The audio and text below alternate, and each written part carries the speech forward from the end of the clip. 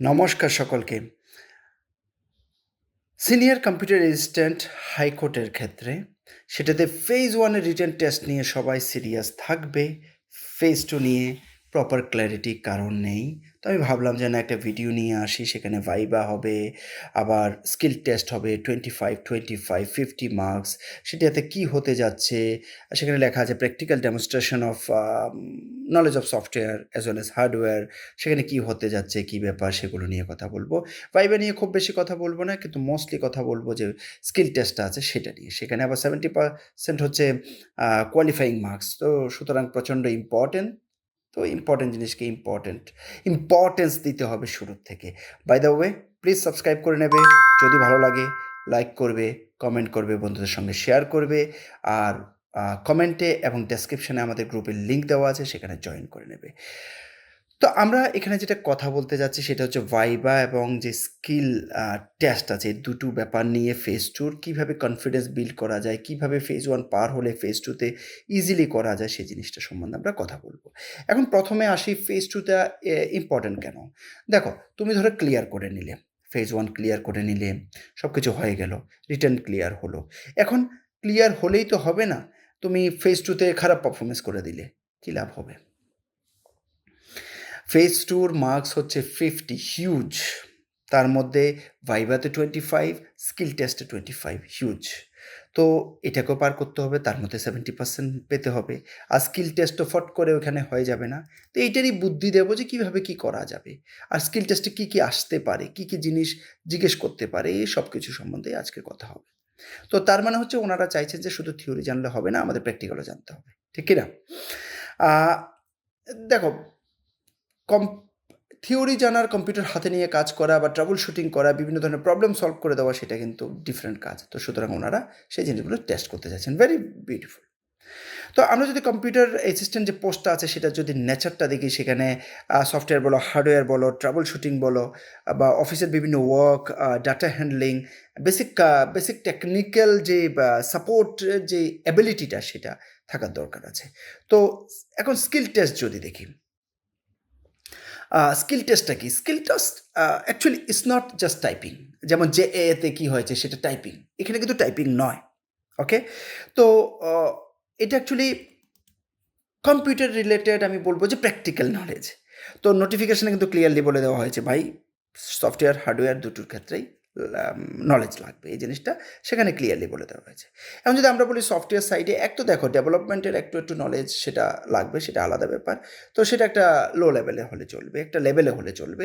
কিন্তু যে ইম্পোর্টেন্ট সফটওয়্যারগুলো আছে, যেমন MS অফিসের বিভিন্ন কিছু ফরম্যাটিং, এক্সেলের শিট ক্রিয়েশন, এক্সেলের ছোটো-মোটো ফর্মুলা লাগানো, পাওয়ার পয়েন্টের বেসিক স্লাইড বানানো, বা ফাইল, ফোল্ডার ক্রিয়েট করা, এগুলোর ম্যানেজমেন্ট করা, আই শুড সে PDF বানানো, প্রিন্ট একটা কথায় ইমেল ড্রাফট করা, অ্যাটাচমেন্ট লাগানো, ইমেলকে কীভাবে প্রপারলি ড্রাফট করা উচিত, অপারেটিং সিস্টেমের যে সেটিংগুলো আছে, বেসিক যে ট্রাবল শুটিং আছে, বা ইনস্টলিং অর আনইনস্টলিং এ সফটওয়্যার, এই ধরনের জিনিসগুলো আম দেখতে হবে।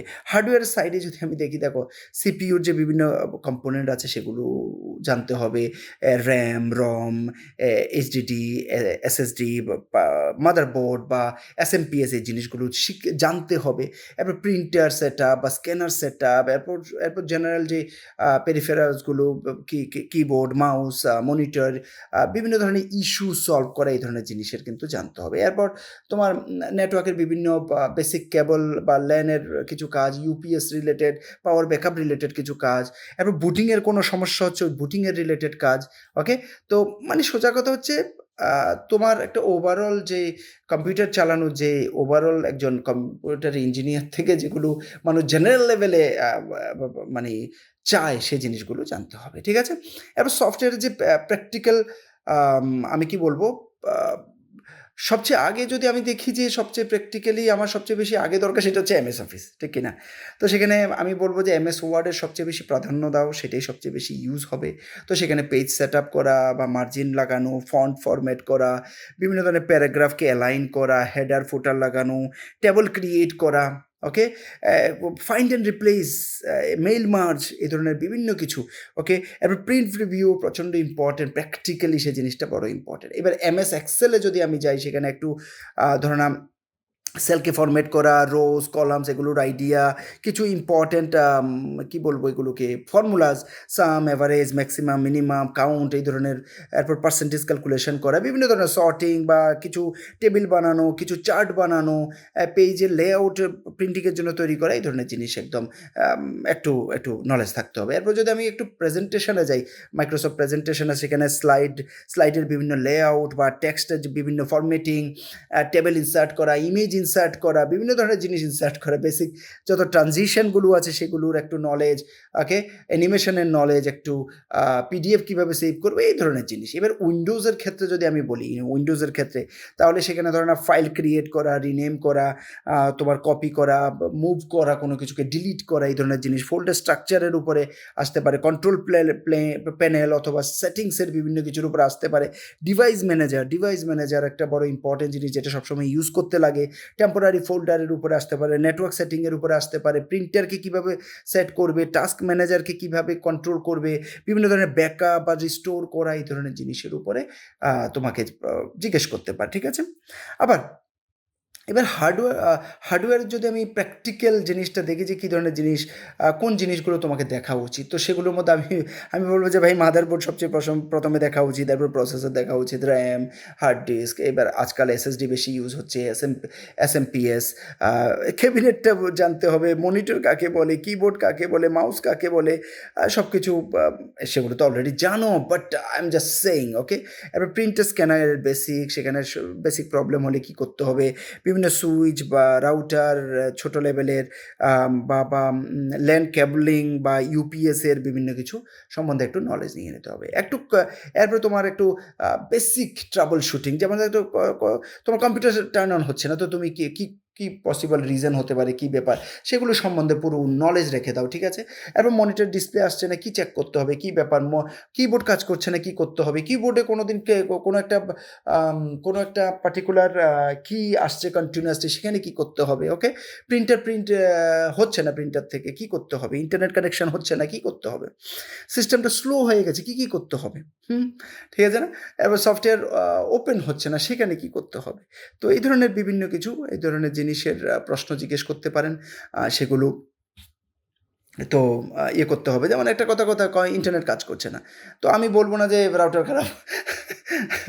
তাকে আমি চেক করব আমার ভাই ল্যান্ড কেবল ঠিক আছে কিনা, ওয়াইফাই ঠিকভাবে কানেক্টেড আছে কিনা, ওয়াইফাই রাউটারটা কাজ করছে কিনা, আর সেটাকে একটু রিস্টার্ট মেরে দেখে নেব, ঠিক আছে? আইপি অ্যাড্রেসের লেভেলে দেখে নেব। এরপর আমি উপরের লেভেলে যাব, ঠিক আছে?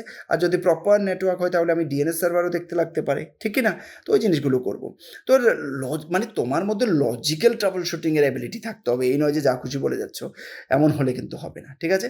আরেকটা জিনিস থাকতে পারে নেটওয়ার্কিংয়ের একটু, অথবা কি বলবো, ইন্টারনেট বেসিকের প্রশ্ন কিছু জিজ্ঞেস করতে পারেন।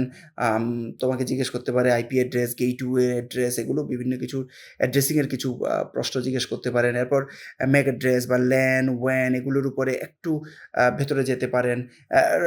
এটা কি রাউটার, না এটা কি সুইচ, ওকে, ডিএনএস কী জিনিস, ডিএসসিপি কী জিনিস, এগুলোর উপরে একটা নলেজ লাগতে পারে। এরপর বিভিন্ন অ্যান্টিভাইরাসের উপরে প্রশ্ন জিজ্ঞেস করতে পারে, ক্লাউড কী জিনিস প্রশ্ন জিজ্ঞেস করতে পারে, ডাটা ব্যাকআপ কেন করা, ডাটা ব্যাকআপের কী প্রসেস আছে, কী ব্যাপার, এ ধরনের বিভিন্ন কিছু তো বলতে পারে। আচ্ছা, একটা জিনিস মনে রাখবে যে কম্পিউটার রেজিস্ট্যান্ট কিন্তু ওইখানে শুধু কম্পিউটার চালানোর জন্য যায় না। তারা বিভিন্ন নেটওয়ার্কের ইস্যু, প্রিন্টার বা শেয়ারিং, ফাইল ফরম্যাটিং, বিভিন্ন কিছুতে ইন্টারনেটের প্রবলেম, এই সেই বিভিন্ন প্রবলেম সলভ করতে কিন্তু সেখানে সিনিয়র কম্পিউটার রেজিস্ট্যান্টের দরকার হয়। তো তাই শুধু মানে নরমাল হলে হবে না, নেটওয়ার্কের বেসিকও খুব দরকার হবে, ঠিক আছে? এবার চলে আসি ভাইভাতে। দেখো, ভাইবার কথা এখন থেকে না বললেও চলবে। তোমরা যদি প্রপারলি এইখানে যা বলা হয়েছে সেগুলো যদি প্রপারলি পড়ো তাহলে ভাইবার জন্য প্রিপারেশন করা কোনো ব্যাপার নয়। হ্যাঁ, ব্যাপার নয় কথাটা বলা ঠিক নয়, প্রপারলি প্রিপারেশন করতে হবে, নয়তো ওখানে গিয়ে ভুলভাল করবে। আর 25 marks, oh my god! This is huge. আর ওই টাইমে টেনশন নেবে না। আছি আমি। 100% প্রিপারেশন করে দেবো। এতটুকু আমার তরফ থেকে গ্যারান্টি দিচ্ছি যে কোনো কিছু আনটার্ন রাখবো না তখন। তো তখনেরটা তখন হবে। তো টেনশন নেবে না ওইটা নিয়ে। ওইটা পরে হয়ে যাবে। তো এবার এই যে স্কিল টেস্টটার জন্য একটা কি করতে হবে না, পড়তে এমনভাবে পড়তে হবে যাতে জিনিসগুলো হয়ে যায়। ইভেন 30 দিন বা 40 দিনের একটা প্ল্যান বানাতে পারো যে আমি এমএস ওয়ার্ড এই শিখে এতদিনে করে নেব, একটা উইন্ডোজ বা ফাইল ম্যানেজমেন্টের যত জিনিসগুলো এইভাবে করে নেব, হার্ডওয়্যারের উপরে এতদিনের নলেজ নিয়ে নেব, নেটওয়ার্ক বেসিকের উপরে এতদিনের নলেজ নিয়ে নেব। তো এই ধরনের একটা বানিয়ে নিতে পারো। তাতে কি হবে না, পরে লাস্টের মুহূর্তে তোমাকে দৌড়াদৌড়ি করতে হবে না। মানে একটা সময় এটার উপরে দিয়ে দাও। আর মানে যেহেতু প্র্যাকটিক্যালি কোনো কিছু হবে, তো সুতরাং প্র্যাকটিক্যালি কিছু জিনিস না শিখলে হবে না। আর কম্পিউটারের যে পার্টসগুলো বা এগুলো প্র্যাকটিক্যালি গিয়ে দেখো, মানে ওই ছবি দেখে করবে না। প্লিজ ছবি দেখে করবে না। ঠিক আছে? তো কিছু আমি এখন ভুল বলব, যে ভুলগুলো তোমাদেরকে একদম এভয়েড করা চলবে না। কিছু ভুল, আম এখন ১ম ভুল হতে পারে যে একটু রিটেনটা ক্লিয়ার করে নিই, স্কিলেরটা পরে দেখা যাবে। এটা বিশাল বড় ভুল করবে, please. Come on. Understand please. ভুলটা করবে না।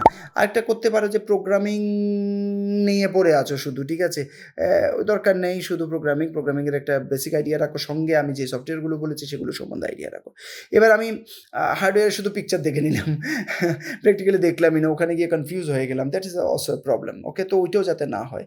তো ভাইবার ক্ষেত্রে হ্যাঁ, এখন থেকে তেমন প্রিপারেশনের দরকার নেই। সেটাকে আমি মিস্টেক হিসেবে বা অন্য কিছু হিসেবে নিচ্ছি না।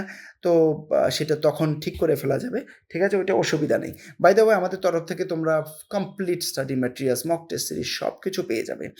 তো সেটার জন্য অবশ্যই যোগাযোগ করতে পারো। বাকি এমনিতে তো ভিডিওস পেতে থাকবে, গ্রুপে জয়েন করলে গ্রুপেও জিনিস পেতে থাকবে। তো ওগুলো তো চলতেই থাকবে। ওগুলো নিয়ে কোনো প্রবলেম নেই। ওসব চলতেই থাকবে। ঠিক আছে? চলো, আম আর হ্যাঁ, সাবস্ক্রাইব করে, কমেন্ট করে, বন্ধুদের সঙ্গে শেয়ার করে, অ্যাজ ওয়েল অ্যাজ লাইক করে মোটিভেট করবে, যাতে করে একটার পর একটা ভিডিও নিয়ে আসতে পারি তোমাদের জন্য। Thanks a lot. থ্যাংকস।